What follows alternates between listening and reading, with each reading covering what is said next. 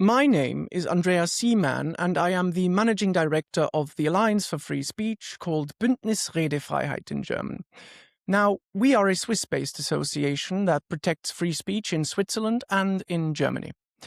In the next few days, I will present my theory on the substructure of postmodern thought.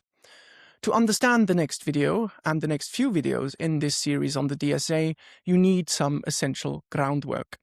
Without this groundwork, you will find it hard to understand what I am saying. And that would be unfortunate, because this is vital. Because we have gotten almost everything wrong. We have been fighting postmodern thought, we have been fighting wokery in Europe, and we have been losing. Our arguments have not worked. I want to explain why. This will be a rather philosophical video. But by the time this video is released, or shortly thereafter, I will also have posted a short video for those who have little time. So check out our X or YouTube account for the short video. The video you're watching right now is a deep dive. It is rather philosophical and contains some dry logic. You have been warned. Let us begin our analysis. The Digital Services Act of the EU and the Swiss DSA, as we saw in our previous videos, censor nothing but legal content. The DSA cannot possibly censor illegal comments. All posts censored under the DSA are only allegedly illegal. They are illegal posts as alleged by companies like Facebook, or allegedly illegal posts as claimed by Facebook. Allegedly illegal posts are legal posts by definition. When you go to court against Facebook, it is a civil proceeding. The civil judge in the civil proceeding does not have the authority to pronounce your post illegal under criminal law. He will not pronounce your post to be illegal under civil law either. The question before the civil judge is not the question a criminal proceeding would answer. In a criminal proceeding, the judge decides whether a post is actually illegal. The question is whether it is illegal or not, and the judge does decide. Under the DSA, the civil case brought by the user against Facebook puts a different question before the judge. The judge is not asked whether the post is actually illegal. No, the judge is asked whether the user's censored post is allegedly illegal or not. And that is a different question from whether the post is actually illegal. This difference has consequences in court. It destroys the user's ability to argue his case against Facebook in the civil proceeding under the DSA. It means that the user cannot argue that his legal post is legal. He cannot argue that his legal post is not illegal. He cannot argue that his post, which is legal, is allegedly legal, and he cannot argue that his legal post is not allegedly illegal, as alleged by Facebook. We have to understand why. Start with the basic point. Every legal post is possibly illegal. The legality of a post is the necessary condition for its potential illegality. Every legal post that is possibly illegal can be alleged to be illegal because that possibility of the post's illegality exists. Possibility is unrealized by definition. A legal post that is possibly illegal stops being potentially or possibly illegal the moment a judge rules it to be illegal. An illegal post is not potentially illegal because it has already realized the possibility of being illegal. Once possibility is realized, it ceases to be possibility by definition. Therefore, an illegal post is not potentially illegal because its potential to be illegal has already been realized. When we are dealing with an illegal post, possible illegality is no longer a possibility. It is a realized possibility, an actuality. Now, return to the courtroom, where the user faces Facebook. Facebook claims it correctly classified the censored post as allegedly illegal. Facebook claims it was right to delete and censor the post under the DSA because the DSA commands the censorship of posts which Facebook alleges to be illegal. The user cannot answer this by arguing that his legal post is legal.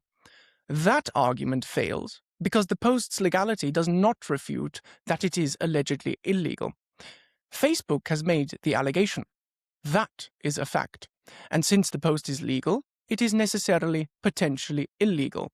That potential illegality makes the allegation of illegality possible. And that is why Facebook was able to make the allegation in the first place. The allegation of illegality is a proactive claim that a legal post is potentially illegal. It is not a matter of knowledge. Knowledge implies truth. The judge, however, has not ruled on whether the post is illegal while it remains allegedly illegal. All this means is that Facebook thinks or speculates that it is illegal. It is an opinion. So, the post's legality does not refute Facebook's claim that the post is allegedly illegal. Therefore, the argument that the censored post, which is legal, does not refute Facebook's allegation that it is illegal. To argue that your legal post is legal in court confirms the necessary condition that makes the allegation of illegality possible and legitimate. It confirms that the post is the kind of thing that can be alleged to be illegal, because it is legal and therefore potentially illegal. And since Facebook must censor the allegedly illegal, Facebook has not made a mistake by deleting a legal post it alleges to be illegal.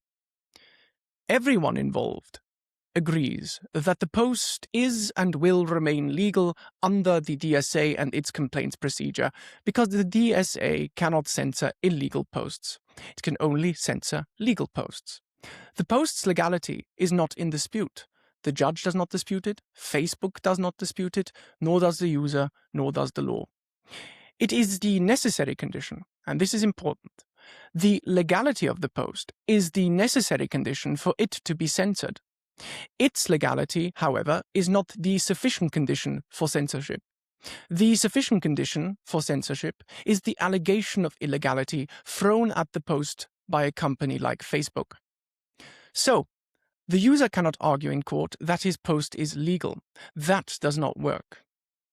Now, let us consider the next argument the user could make but cannot make. The user could argue that his censored legal post is not illegal. But that argument does not work either. The user cannot argue that the censored legal post is not illegal. That is a straw man. Facebook is not saying that the post is illegal. Facebook is saying the post is potentially or allegedly illegal.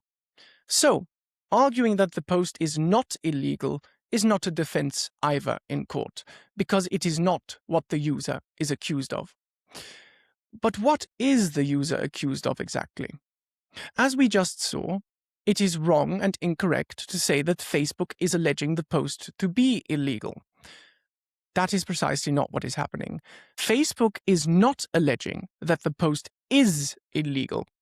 Facebook is claiming that the post is allegedly illegal. In effect, this means that Facebook is making a doubled allegation. Facebook is alleging that the legal post is allegedly illegal. This follows from the fiction the DSA relies upon, namely that allegedly illegal posts exist without an alleger.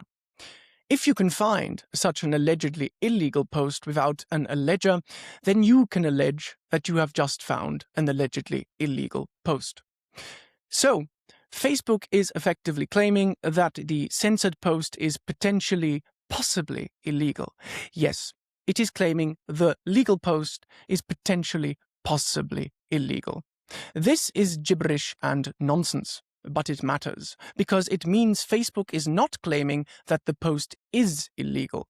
Facebook is alleging in court that the post is allegedly illegal, and that it therefore rightly classified it as an allegedly illegal post, and that it therefore correctly censored it in order to comply with the DSA. Of course, the allegation that the post is allegedly illegal does not make any sense. Let us determine why. Let us examine a single legal post. A legal post is potentially illegal. That potential illegality is what makes an allegation possible. So far, the logical structure holds. A legal post can be alleged to be illegal because the legal post is potentially illegal. But now, brace yourselves, because the logic is about to collapse. So, if a legal post is legal, then it is possibly illegal. Let us assume this legal post has not been alleged to be illegal yet. It is simply a legal post, that is, by definition, potentially illegal. Well, this means that this legal post is potentially, allegedly illegal. The allegation of illegality is still unrealized. It remains a mere possibility of an allegation of illegality that can be thrown at this legal post. However, the moment you allege that a legal post is illegal, the possibility of alleging its illegality has been realized. The allegation has occurred. The post is no longer potentially allegedly illegal, it is now simply allegedly illegal, since the allegation has now been made. This is based on a basic principle in philosophy and logic about possibility and its realization. A possibility and its realization cannot occupy the same place at the same time. Once the allegation of illegality is made, the possibility of alleging illegality disappears, because that possibility has just been realized. So, when Facebook alleges that a legal post is allegedly illegal, it creates a contradiction. It treats the post as possibly allegedly illegal even after the allegation has been made.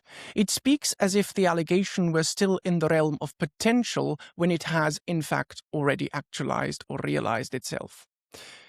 To say that a post is allegedly illegal is one thing. To claim that it is potentially allegedly illegal after the allegation has been made is another. That is a duplication. It becomes an allegation about an allegation. It turns the post into something that is allegedly illegal, or potentially allegedly illegal. In other words, an allegedly illegal post has already realized the possibility of being allegedly illegal. In other words, an allegedly illegal post is not allegedly illegal because it quite simply already is allegedly illegal. In terms of potential, this means that an allegedly illegal post is not potentially allegedly illegal because it simply is allegedly illegal, not potentially so.